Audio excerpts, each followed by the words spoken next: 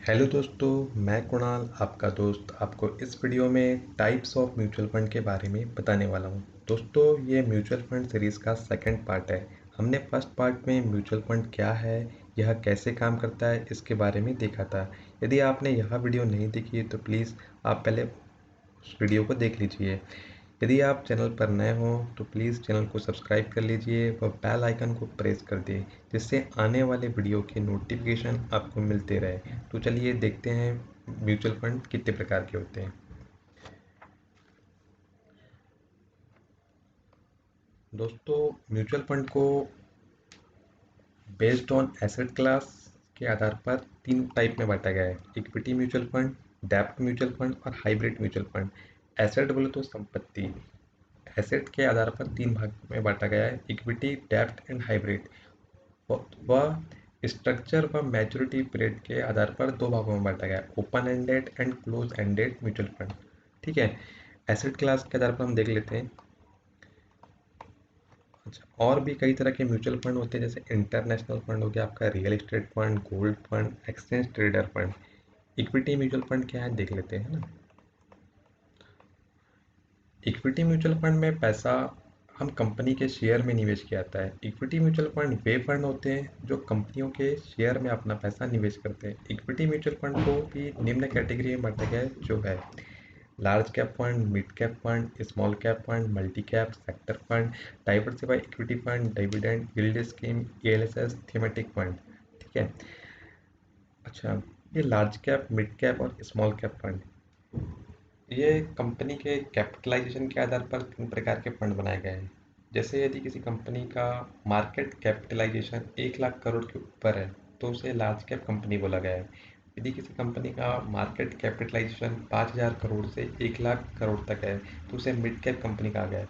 यदि किसी कंपनी का मार्केट कैपिटलाइजेशन 5,000 करोड़ तक है तो उस कंपनी को स्मॉल कैप फंड, उस स्मॉल कैप कंपनी कहा गया है। लार्ज कैप फंड के बारे में देख लेते हैं।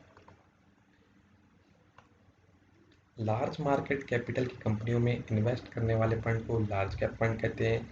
लार्ज मार्केट कैपिटल कंपनियां वह होती है जिनका मार्केट कैपिटलाइजेशन 1 लाख करोड़ से ज़्यादा होता है। जैसे ये लार्ज कैप कंपनियां हैं, जैसे टीसीएस हो गया, Reliance industry, HDFC bank, ITC, Hindustan Unilever, Maruti Suzuki, Infosys. ठीक है, ये लार्ज कैप कंपनियां बड़ी और काफ़ी समय से इस्टेब्लिश होती है और मार्केट में बहुत ज़्यादा फेमस भी रहती है। यहाँ तक कि ज़्यादातर लार्ज कैप कंपनियाँ अपने अपने सेक्टर की सबसे बड़ी कंपनियों में से एक होती है। जैसे यदि आईटी की बात करते हैं तो आईटी में जैसे टीसीएस हो गया, इन्फोसिस, ये सबसे बड़ी कंपनियाँ हैं। आईटी कंपनी के नाम से नहीं जाना जाता है। फाइनेंशियल क्राइसिस के दौरान भी लार्ज कैप कंपनियों के पास अच्छा खासा पैसा रहता है, इसलिए लार्ज कैप कंपनियों में स्मॉल कैप और मिड कैप से कम रिस्क होता है। ये कंपनियां पहले ही सफल हो चुकी होती है, इसलिए इन कंपनी में growth possibility small cap and mid cap से कम होती है। ठीक है, जैसे Axis blue chip fund, ICICI Prudential blue chip fund और एसबीआई ब्लू चिप फंड, ये तीनों लार्ज कैप फंड है। ये अपना पैसा लार्ज कैप कंपनियों में निवेश करते हैं।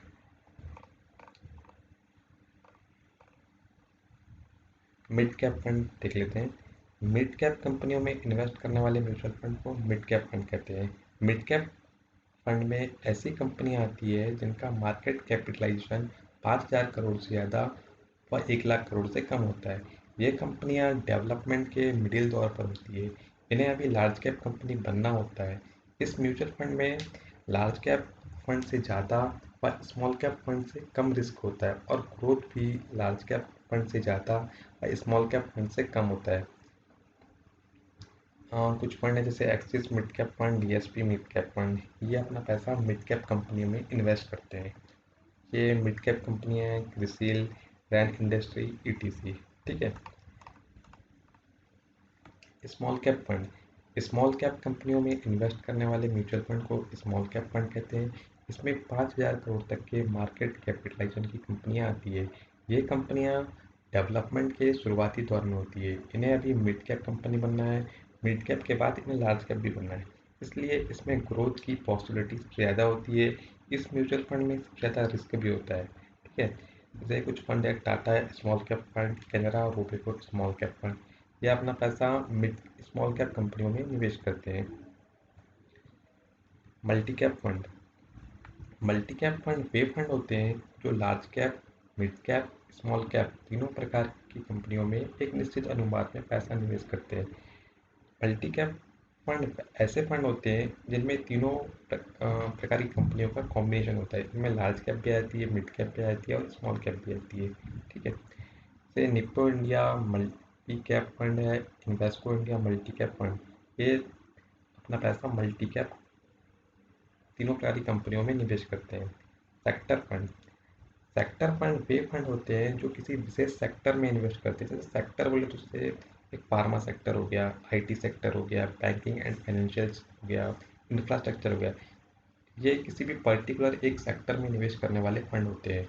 सेक्टर फंड में पैसा उस सेक्टर पर डिपेंड करता है। यदि वह सेक्टर अच्छा परफॉर्म कर रहा है तो उसमें ग्रोथ की संभावना होती है। यदि वह अच्छा परफॉर्म नहीं कर रहा है तो हमें हमें नुकसान हो सकता है, क्योंकि इस फंड में आपका पैसा पूरी तरह से उस सेक्टर पर निर्भर करता है। जैसे अभी कोरोना काल में अभी फार्मा सेक्टर बहुत अच्छा रिटर्न दे रहे हैं। जैसे Reliance media and entertainment fund, ये फंड सिर्फ मीडिया एंड एंटरटेनमेंट सेक्टर से जुड़ी कंपनियों में अपना पैसा निवेश करते हैं।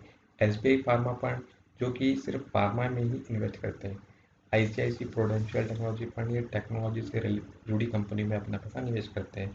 SBI banking and financial services fund, Invesco India infrastructure fund, infrastructure से जुड़ी कंपनी में अपना पैसा ये निवेश करती है। ठीक है।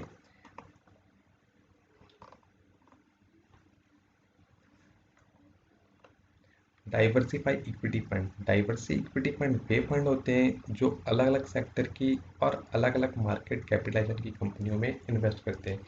इस फंड में रिस्क बहुत कम होता है और आपका पैसा डाइवर्सिफाई में इन्वेस्ट होता है। अच्छा, डाइवर्सिफाई इक्विटी फंड में क्या होता है, अलग अलग मार्केट कैपिटलाइजेशन की कंपनियाँ आती है। जैसे लार्ज कैप कंपनी में आ जाएगी, मल्टी मिड कैप आ जाएगी, स्मॉल कैप आ जाएगी। वह अलग अलग सेक्टर की कंपनियाँ आती है, तो आपका पैसा, आपका पोर्टफोलियो जो है अच्छी तरह से डाइवर्सिफाई हो जाता है, इसलिए इसमें रिस्क कम होता है। पराग पार एक long term equity fund, Kotak standard multi cap fund. ठीक है। ये दोनों डाइवर्सिफाई इक्विटी फंड है। डिविडेंड यील्ड स्कीम, इसमें कंपनी अपने प्रॉफिट का कुछ हिस्सा कंपनी के शेयर होल्डर को देती है और इसे ये डिविडेंड कहते हैं। वैसे डिविडेंड देना किसी भी कंपनी के लिए ज़रूरी नहीं होता है। शेयर होल्डर को डिविडेंड देना है या फिर नहीं, ये निर्णय उस कंपनी के बोर्ड ऑफ डायरेक्टर लेते हैं। डिविडेंड यील्ड फंड स्थायी, सुरक्षित और कम बदलने वाली कंपनियों में इन्वेस्ट करते हैं। यहाँ से म्यूचुअल फंड को अच्छा डिविडेंड मिल जाता है। ईएलएसएस, जो तो इक्विटी लिंक्ड सेविंग स्कीम, ये एक टैक्स सेवर स्कीम है और इस स्कीम में आप 3 साल के कम समय के लिए पैसा इन्वेस्ट नहीं कर सकते। ईएलएसएस में आपके पैसे 3 साल के लिए लॉक रहते हैं। इस स्कीम में आपको इनकम टैक्स के सेक्शन 80C के तहत 1.5 लाख की छूट मिल जाती है। ठीक है। जैसे हमको पीपीएफ में भी छूट मिलती है, ठीक उसी प्रकार का यह एक ईएलएसएस फंड है, इक्विटी लिंक्ड सेविंग स्कीम। यदि हम इक्विटी में पैसा इन्वेस्ट करना चाहते हैं तो यदि हम इनकम टैक्स के 80C के तहत 1.5 लाख रुपये यदि बचाना चाहते हैं तो उसके लिए हम यह फंड चूज कर सकते हैं इक्विटी के लिए। ठीक है। थीमेटिक फंड, ये फंड थीम्स में इन्वेस्ट करते हैं। जैसे HDFC हाउसिंग अपॉर्चुनिटी फंड एक थीमेटिक फंड है जो कि हाउसिंग थीम में इन्वेस्ट करती है। इसके लिए ये mutual fund cement company, paint company, construction company आदि में इन्वेस्ट करता है। और और भी से कई एग्जांपल है, जैसे UTI transport and logistic fund, ये फंड ट्रांसपोर्ट एंड लॉजिस्टिक से रिलेटेड कंपनियों में अपना पैसा निवेश करते हैं।